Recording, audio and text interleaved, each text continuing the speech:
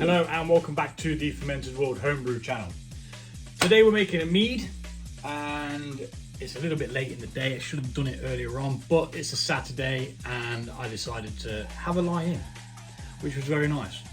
So before all the bad weather hit, before Christmas, I went foraging. I picked some rose hips, some blackberries and some sloe berries. So this is a foraged mead. Obviously the honey's not foraged. You'd have trouble doing that. You'd probably get stung a lot as well. And what we're going to be doing is, it's going to have the normal amount of honey in, and it's going to have all these yummy berries in there as well, which have been washed and frozen. They've probably been frozen for about a month or two, maybe 6 weeks. It doesn't really matter how long they've frozen for, as long as you freeze them and thaw them out. What this does is it breaks the structure of the fruit down, making it much easier to ferment. So I'm going to get some hot water and we are going to make what you could call a fruit tea. So hot water, probably about half a litre ish. Don't really want any more than that, otherwise you won't be able to cool it down enough to be able to pitch your yeast at the end. And let's face it, it's all about pitching that yeast. So I do not know the quantity of each of these. I didn't weigh them. I just kind of lobbed them all into a bag. So knock yourself out. If you want more of this or less of that, then, you know, once the berry season this year is, or later on in this year, I mean, you can actually pick rose hips now. So you probably could do this if you wanted to. Go get yourself some dog rose hips, which are these. You could, I'm not sure about buying sloes. I don't know whether it's something you can buy. You can buy blackberries pretty much all year round. But these aren't like normal blackberries. These are the second lot of blackberries that come through after the main harvest, if you want to call it that. So anywho, these are going straight into that hot water, like so. And if there is any yeast left over, that boiling hot water there, freshly boiled kettle, will deal with that. Now, I'm going to gently mash them up with a potato masher. Not too much, I just want to break all of the casings, whatever you want to call it, just to allow them to ferment. Now that'll do. You don't need to go too bad on it. I mean, there's a couple of the rose hips that don't look like they've actually been opened up, so I could probably concentrate on them. But in all fairness, it doesn't matter. Okay, we're not going to need that again, so we can move that out of the way.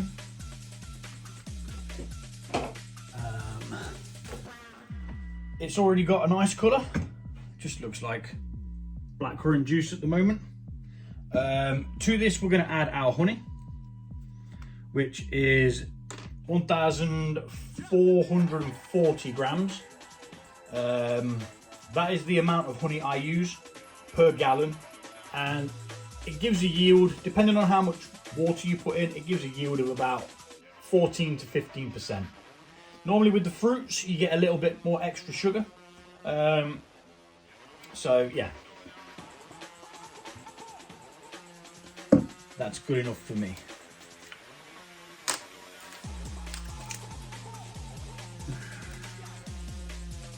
I do like this one. I said this in my last video. I ferment with cheap honey. I started off brewing with the cheaper honey, and you know what? The mead turned out all right. It was really nice. I wouldn't ferment expensive honey because I think it's a waste of money.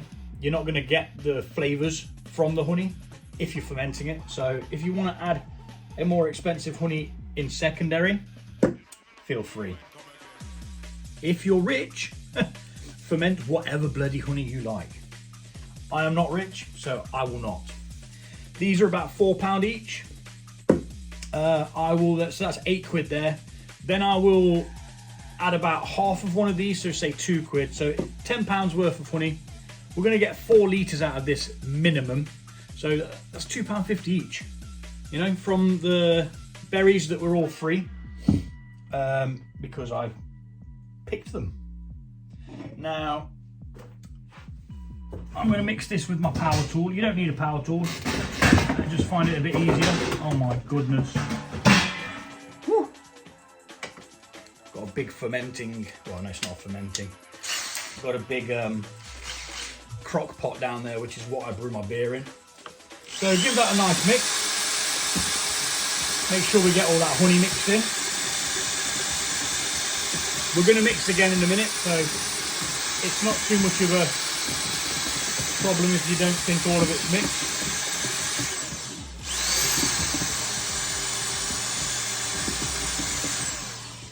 Chances are it is.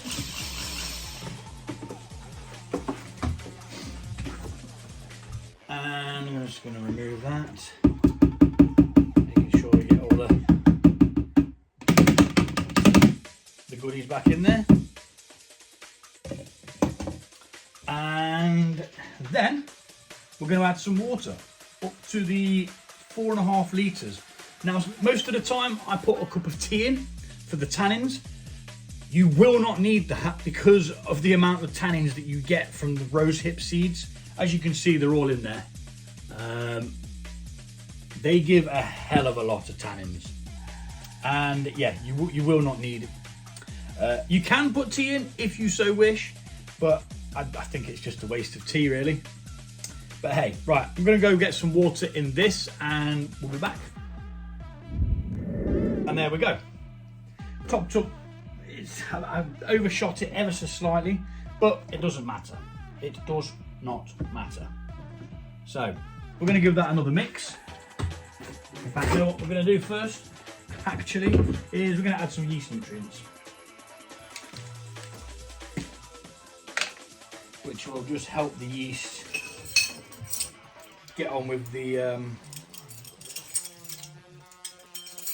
thing. 1 level teaspoon per gallon. In it goes.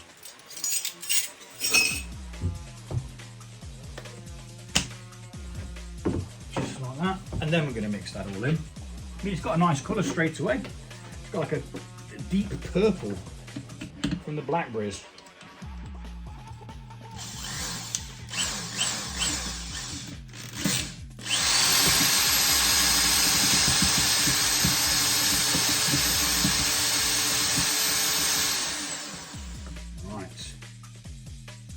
Should be safe to leave that on there, as long as I don't knock it. Okie dokie. Now, we're going to try and draw some of this liquid and get us a hydrometer reading. It's going in a bucket because fruit meads they're just different. They are.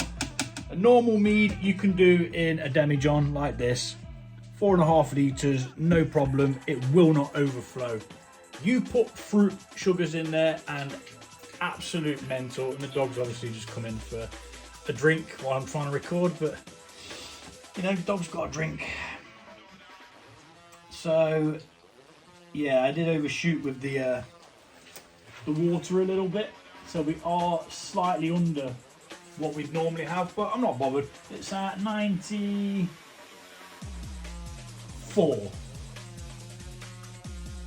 It's only a little bit less than 6 points of fermentable. It's not a lot. Now we're going to pitch the yeast. Oh, there's a flipping hair on that. Yummy! Yeah, hair optional. I mean, to be fair, I've got a dog. 2 girls, well, 1 girl with long hair, 1 lad with long hair. The other 2 have got short hair. I have long hair, so So we're going to mix the yeast in now. I'm going to give that a really good mix.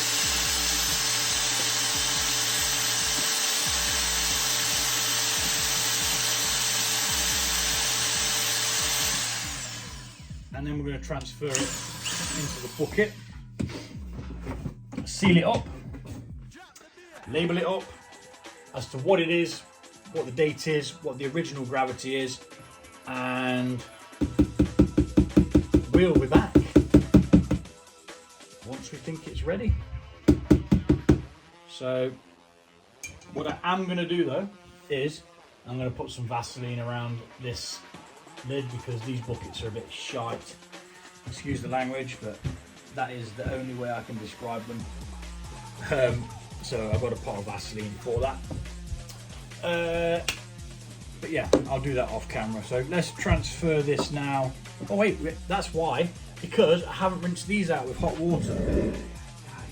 We don't want to add too much hot water now at this point, because we've already added the flipping yeast. So what I'm actually going to do is I'm going to rinse these out and then I'm going to cool it down. So we're going to overshoot with the liquid we've got, but I'd rather that than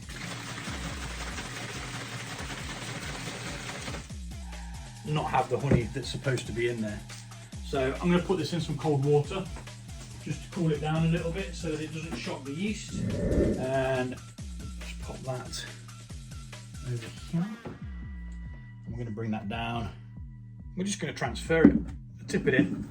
What's our temperature at the moment? 18 degrees. So we could come up a little bit anyway without a bother.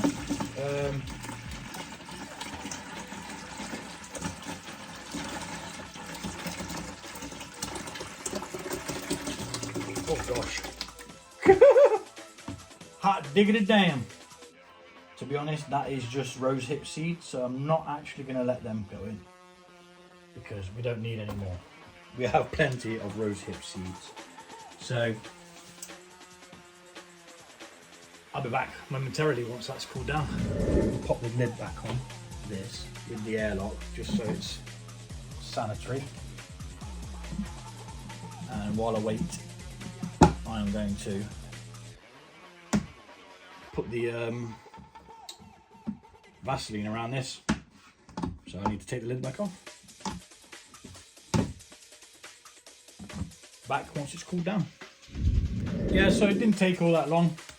So what we're going to do now is we're going to pour that in, which tops us up with the honey that we should have.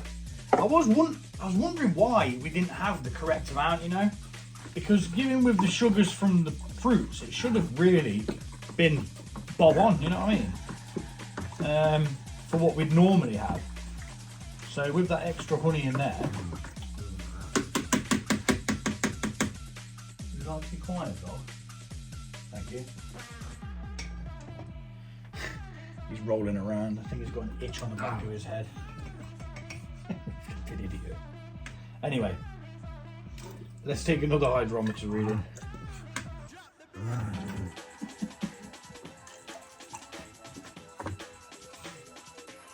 Right. Do you need medical attention?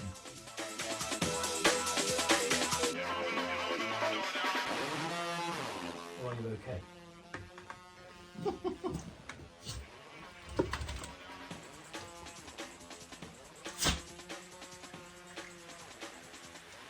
Right. So let's try again.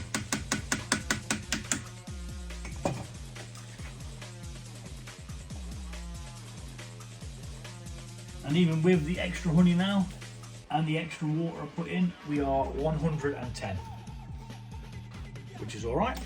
It's a good start. It should give us a good yield. I normally let them go dry, like proper dry, and then back sweeten as required. And that, my friends, is all for today. This is going to be called Foragers Basket because the things were foraged. And you know what, it was quite cool as well. I mean, this is the second foraged one I've done. I did a nettle one recently as well, just before this one. That's actually there, clearing out at the moment in secondary. But it tasted gorgeous.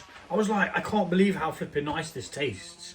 And this will taste just as good, if not better, because it's got a mixture of fruits in. So I was going to get my little doofer and write on it what we've got. But I need some kitchen roll because whiteboard pens do not like moisture.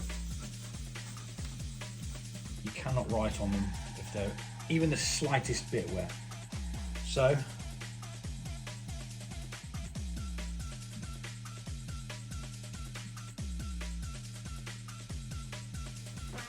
Foragers Basket. Now, I didn't have a basket, I'm not that sophisticated. I had a plastic bag from Tesco's.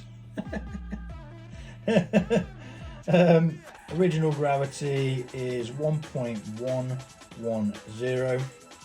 Today's date is the 10th. I want to say the 10th. I need to double check. No, it's the 11th. 11th of the 1st, 25. And there we have it. We've got another one on the go, as well as the other one that I've yet to upload, which is fermenting away here. But by the time this one's uploaded, that one will already be uploaded, so I can tell you what it is. It's the liquid gold, the one that had the glitter in there, the edible glitter. So we're going to wait and see how that goes. It's just going to be a traditional mead, that one. We're not messing around with it, we just wanted to make it look pretty. So I'm going to wash everything down and put everything away, and thanks for watching, and we'll be back to see what the Foragers Basket tastes like when it's finished fermenting, and then we'll see what we're going to do with it, whether we're going to add some more honey or keep it dry. Sometimes you have to weigh it up as to what you're going to do. If it tastes really good dry, chances are you'll ruin it by adding honey. That's what happened with the nettle one. The nettle one was so nice without adding any honey that I kept it dry. And when I do another one this year, when the nettles come up again, I'm going to do one that was sweetened, and we'll go from there. So thanks for watching as always, and take it easy. I'll see you soon.